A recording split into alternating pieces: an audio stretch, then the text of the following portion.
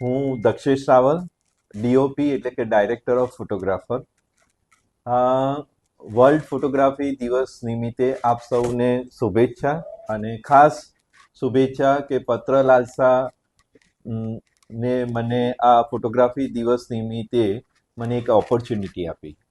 Photography દિવસે હું તમને એક વાત એ કહું કે જ્યારે કોઈ બી ફોટોગ્રાફર કોઈ બી ઇવેન્ટ કે કોઈ બી વેડિંગની અંદર જાય છે તો ત્યારે બે વસ્તુ બહુ જ ધ્યાન રાખવી જોઈએ.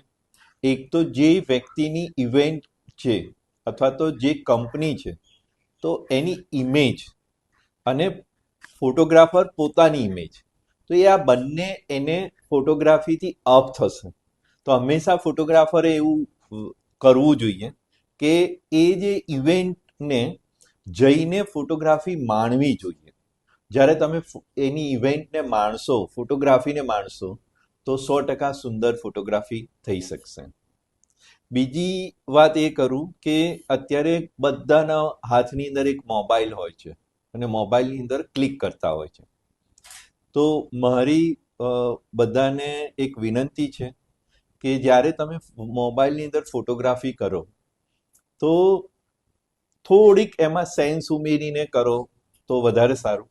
હું પોતે મોબીગ્રાફી શીખવાડું છું, જેની અંદર મોબાઈલને કેવી રીતે ફોટોગ્રાફી કરવી એના માટેનું હું નાના નાના ટિપ્સ આપીને તમારી મોબાઈલ ફોટોગ્રાફીને સારું કરું છું. ત્રીજું, અત્યારે બહુ મહત્વનો એક પ્રશ્ન આવી ગયો છે, એઆઈ. તો ફોટોગ્રાફરોએ એઆઈને કારણે ગભરાવાની કંઈ જ જરૂર નથી.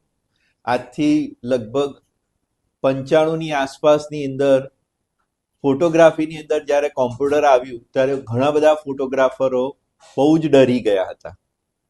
અને અત્યારે આમ જોવા જઈએ તો સિક્કાની બે બાજુ છે. ફોટોગ્રાફર એટલે ફોટોગ્રાફી અને કોમ્પ્યુટર, જો એ બંને ના હોય તો પોસિબલ જ નથી.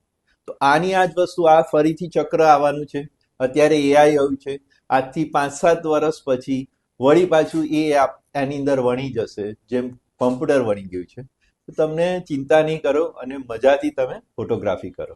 Thank you so much.